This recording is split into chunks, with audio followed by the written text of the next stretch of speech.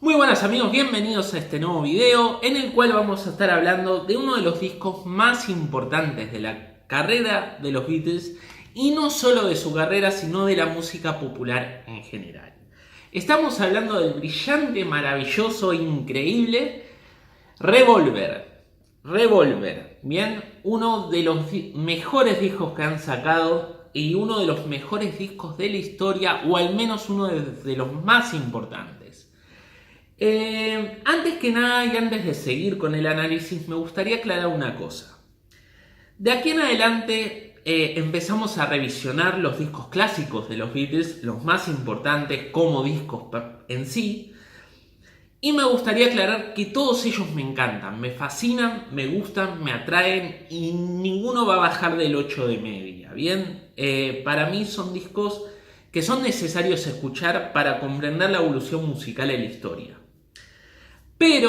Pero ya me ha pasado que hablando de ellos hay mucha gente que piensa que a mí no me gustan. Porque cuando se habla de los Beatles, cuando se habla de una banda tan canónica, tan importante, siempre se termina diciendo lo mismo. Y lo fácil que es que son obras de arte, y verdaderamente son obras de arte. Pero para mí los Beatles son la banda más importante de la historia, pero no la mejor. Es más, ni sé cuál es la mejor.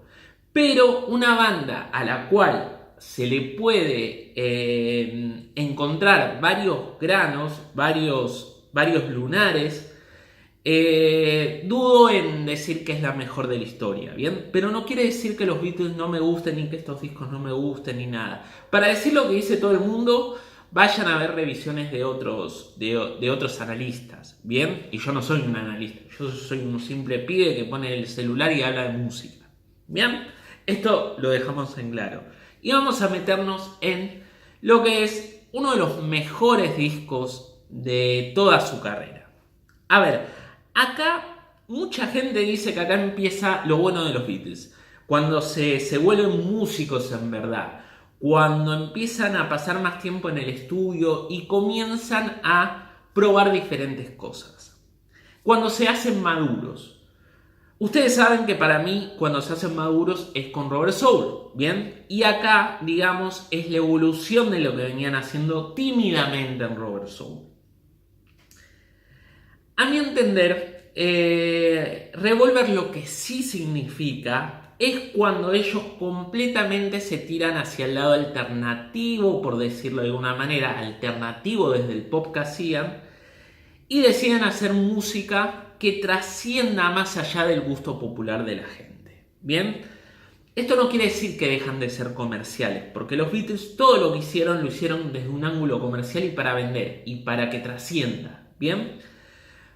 Pero digamos que es cuando comienzan a entender que las canciones no solo son melodía, ritmo y buena atmósfera musical, sino también pueden ser un móvil para diferentes experimentaciones. Bien, los Beatles digamos que toman la psicodelia que estaba surgiendo desde Estados Unidos e intentan llevarlo a la música, haciendo un disco, tal vez su disco más eléctrico de toda su carrera, ¿bien? Porque los próximos discos estarían impregnados de LCD y de luces de colores y de psicodelia, pero no una psicodelia tan ácida y tan eléctrica como sí la tiene Revolver. Por eso Revolver es un disco tan único en su carrera. Es tal vez hasta su disco más rockero dentro de su carrera, dentro de su canon, donde tiene más importancia la guitarra eléctrica, ¿bien? Aparte de toda la experimentación que hay en el medio. Bien, yo he dicho que mi disco favorito de la historia, de la carrera de los Beatles, es Rubber Soul, y tal vez de la historia, ¿por qué no? Al menos hoy puede ser el disco más grande de la historia. ¿Y por qué digo esto? Siento que lo importante en Rubber Soul y donde verdaderamente los Beatles cumplieron con su objetivo más primal era que las canciones estén por encima de todo y que hacer canciones gemas perfectas desde lo musical y desde la melodía, que era su punto fuerte, desde lo melódico, desde todos los lugares que se le puede analizar una canción. Y en Revolver decidieron que lo más importante era la experimentación. ¿Qué ocurre con esto? No tiene nada de malo, no tiene nada de negativo y estoy describiendo, no estoy criticando, o al menos estoy dando mi punto de vista. Lo que ocurre es que muchas veces Revolver falla en lo que Rubber Soul era completamente imbatible, que es en la calidad de las canciones. Por ejemplo, vamos a dar un ejemplo. I Only Sleeping me parece un muy buen tema, me parece un tema que roza la excelencia, pero es más importante a nivel psicodélico que a nivel canción en sí, o sea, a nivel producción que a nivel canción. Y un ejemplo más claro de esto es, por ejemplo, She Said. She Said para mí no es un buen tema, no me gusta demasiado, pero desde su guitarra eléctrica, desde su producción ácida, hace que la canción dé un salto de importancia y de trascendencia por lo novedosa que suena para la época. Bien, Rubber Soul en ese sentido no necesitaba de estas cosas. Noriega Wood tenía una sitar y era importante porque tenía una sitar, pero la canción era brillante, era jamón del medio. Bien, acá She Say no es una canción brillante en absoluto, al menos para mí. Bien, después Helena Rugby también es un ejemplo perfecto. Y sé que acá me van a matar muchos porque para muchos Helena Rugby es uno de los grandes éxitos, uno de sus temas favoritos de los Beatles. Y la verdad que lo respeto. Pero Helena Rugby tiene un... Eleanor Rigby, perdón, o como se diga. Tiene una buena melodía. Tiene una letra omniosa, melancólica, bastante buena. Es buena la canción, no bajamos del bueno en ningún momento. Pero es más importante desde el lado de ser una de las primeras canciones que tomaba base de cuerda y nada más de cuerda dentro de la música pop o popular, como se quiera decir. Es más importante por su sonido, por ponerle un micrófono a cada uno de los violines, que por la canción en sí, porque la canción no es un temazo increíble, como si podría ser Nowhere Man del disco anterior, o al menos eso me parece a mí, una canción muchísimo más simple, pero mejor canción en sí. Al menos para mí, volvamos a repetir bien, porque me van a terminar matando. Así que Revolver, de alguna manera, tiene ese gusto a querer evolucionar, a querer ser un disco trascendental, pero no darle tanta importancia a las canciones. Por ejemplo, Good Day Sunshine. A mí tampoco me parece un tema impresionante, pero tiene ese sonido extraño, medio como metido dentro de un tubo, que hace que la canción sea interesante de oír. Bien.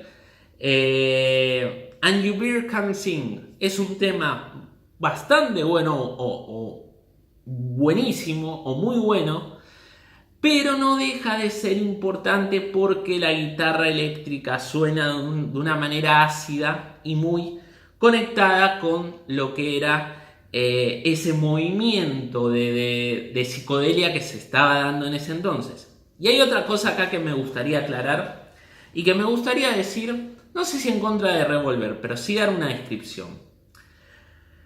Y vamos a compararlo de nuevo con Rubber Soul. Esta va a ser mi defensa sobre mi disco amado que es Rubber Soul. Rubber Soul, digamos que si bien había bebido muchísimo del folk rock de los Bears y había bebido muchísimo más aún de Dylan, al menos por la manera de hacer las canciones y hasta la manera de cantar en muchos temas, más que nada de Lennon, es un disco que suena a que lo pones hoy en día y no está tan atado a la década del 60. ¿Bien? Porque suena, tiene una producción fresca, cristalina, que no hace falta un condicional más allá de guitarras acústicas, alguna que otra guitarra eléctrica, bajo, batería y nada más. Cuando vos tomás algo que es tan importante y tan vital en un momento determinado de la historia como es la psicodelia para mediados de la década del 60, vos lo que estás haciendo, estás metiendo en un tupper tu sonido. ¿A qué me refiero con esto? O encasillando tu sonido a un momento determinado de la historia. Y la psicodelia no me sale la palabra. Es un movimiento sonoro que no tuvo tanta evolución dentro de la música más allá de la década del 60. Se sigue haciendo psicodelia al día de hoy. Hay bandas que siguen haciéndolo. Pero más que nada suenan demasiado a bandas de ahora queriendo hacer música de los 60, ¿bien? Y digamos que Revolver sufre de eso. Sufre de ser un disco que está encasillado dentro de un género determinado que quedó metido dentro de un momento de la historia determinado. Bien, creo que ni yo me entendí, pero bueno. Vamos a seguir hablando, qué sé yo. Esto se puede decir de casi todo el disco. Se va a poder decir de todo el disco próximo y bueno, y eso después ya lo vamos a hablar. Revolver no sufre tanto de eso como sí discos posteriores. Pero esto se puede decir salvo por algunas canciones. Y esas canciones, o casualidad, son las mejores del disco. Que son Taxman, que es un tema impresionante de Harrison, que para mí acá se recibe de compositor a la altura de Lennon y McCartney. Impresionante ese tema. For No One, otro tema increíble, otra balada con clavicordio de McCartney, que es algo que no se puede creer, la verdad. Uno de mis temas favoritos de toda la historia de los Beatles y de la música en general, pero principalmente la maravillosa e increíble y trascendental, y que todavía no llegamos a poder compararla con otra cosa porque todavía no llegó el momento en el cual se pueda decir este tema es de este determinado género, Tomorrow Never Know. Tomorrow Never Know compacta todo. Es una canción brillante, con una melodía brillante, con una producción brillante, con una musicalización brillante, con un Ringo Starr mostrando por qué es un baterista súper influyente, por qué en trucos en estudio nadie le ganaba a los Beatles, ni en ese momento, y creo que en la historia muy poquitos. Y la cabeza que tenía Lennon para ver hacia el futuro, más tal vez que la de McCartney, ¿bien? O al menos en esta etapa de su carrera. Tomorrow Never Knows es tal vez el tema, no es el mejor tema de los Beatles.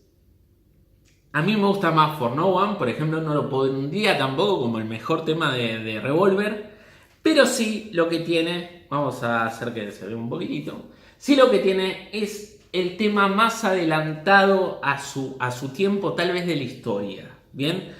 Porque esto lo ponías en la década del 90 y se podría comparar con el Dream Pop.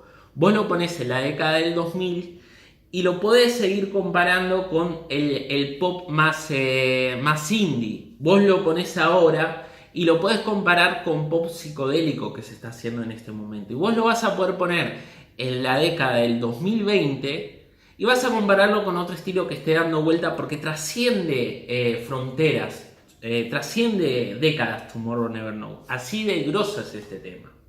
Y esto se podría decir de algunos temas más adelante, pero no con tanta autoridad y con tanta fuerza, ¿no?